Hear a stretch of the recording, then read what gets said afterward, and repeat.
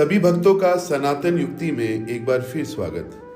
भक्तों, आज हम बात करेंगे कि भगवान शिव के 5 कृत्य क्या हैं। ओम तथा पंचाक्षर मंत्र ओम नमः शिवाय का क्या महत्व है। ओम शब्द की उत्पत्ति का क्या रहस्य है। पिछले एपिसोड में महामंगलमयी शिव पुराण की कथा में भगवान शिव ने ब्रह्मा जी तथा विष्णु जी को अपने ब्रह्म रूप निराकार रूप शिवलिंग की महत्ता समझाई थी। इस प्रकार शिवलिंग के पूजन की महत्ता भगवान शिव के मुख से समझने के बाद ब्रह्मा जी एवं विष्णु जी ने भगवान शिव से प्रश्न किया कि हे प्रभु, हमें अपने 5 कार्यों के बारे में बताइए। इस पर भगवान शिव बोले कि पुत्रों, मेरे 5 जगत संबंधी कार्य हैं।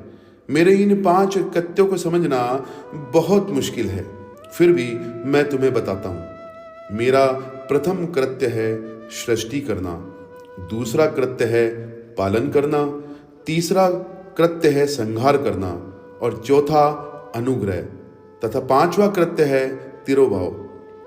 भक्तों, हमने पहले भी भगवान के इन 5 कृत्यों के बारे में विस्तार से चर्चा की है। शिव जी आगे कहते हैं कि मेरे भक्तजन मेरे 5 कृत्यों को 5 भूतों में देखते हैं। सृष्टि भूतल में, पालन जल में, संहार अग्नि में, तिरोभाव वायु में, अनुग्रह आकाश में स्थित है।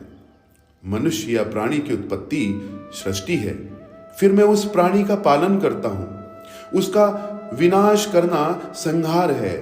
प्राणी के शरीर से प्राणों का बाहर निकलना तिरोभाव है और प्राणी को मोक्ष प्रदान करना अर्थात सृजन, पालन, संहार, तिरोभाव से छुटकारा दिलाना, छुटकारा पा जाना मेरा अनुग्रह है। मेरे इन 5 कृत्यों का भार वहन करने के लिए मेरे 5 मुख हैं। 4 दिशाओं में 4 मुख हैं और इनके बीच में एक 5वां मुख भी है। ब्रह्मा, हे ब्रह्मा, तुमने मुझसे सृष्टि नामक कृत्य प्राप्त किया है। हे विष्णु, तुमने मुझसे पालन नाम का कृत्य प्राप्त किया है। इसी प्रकार मेरे ही एक रूप रुद्र ने संहार नामक कृत्य प्राप्त किया है और मेरे ही एक और रूप, मेरे ही एक और स्वरूप महेश्वर ने मुझसे तिरोभाव नामक कृत्य प्राप्त किया है। मगर अनुग्रह नामक कृत्य वो सिर्फ मेरा है। यह मुझ में ही अचल रूप से विद्यमान रहता है।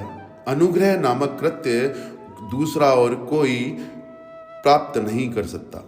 हे ब्रह्मा, हे विष्णु, सबसे पहले जो शब्द मेरे मुख से निकला वह शब्द था ओम। यह शब्द मेरा स्वरूप है। यह शब्द मेरा ही स्वरूप मंत्र है।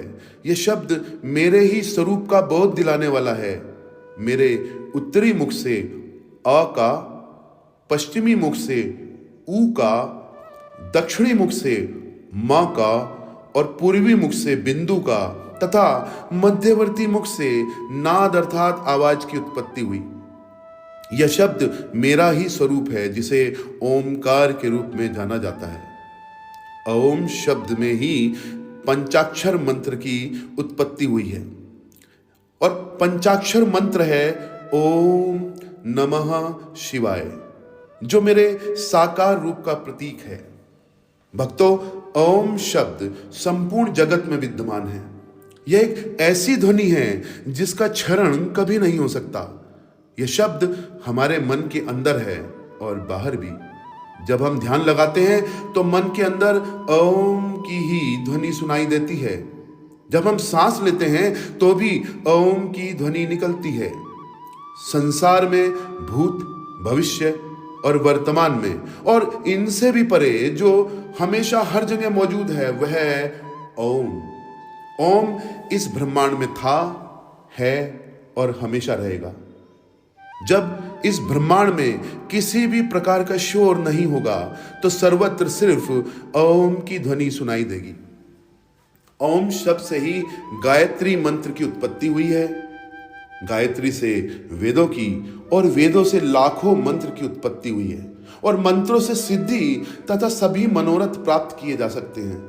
ओम शब्द को ओमकार तथा प्रणव नाम से भी जाना जाता है।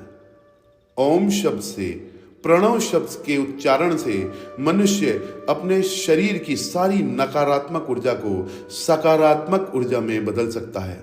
ओम शब्द शांति का, शक्ति का तथा शिव का प्रतीक है। आइए आगे बढ़ते हैं।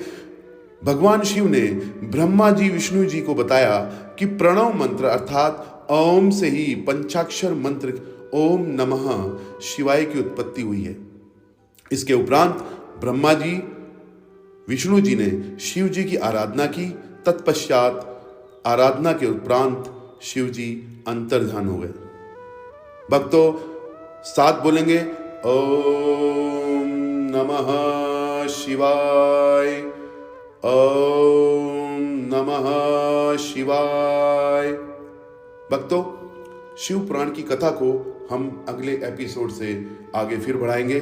मैं समझता हूं कि आज हमने जो शिव पुराण की कथा का वाचन किया है और आपने जो श्रवण किया है वो आपको पसंद आया होगा। मेरा आपसे निवेदन है कि यदि आप शिव जी के भक्त हैं और गो भक्त हैं तो हमारे चैनल सनातन युक्ति को लोगों तक पहुंचाएं, इस कार्य को आगे तक पहुंचाएं और लोगों को शेयर करें।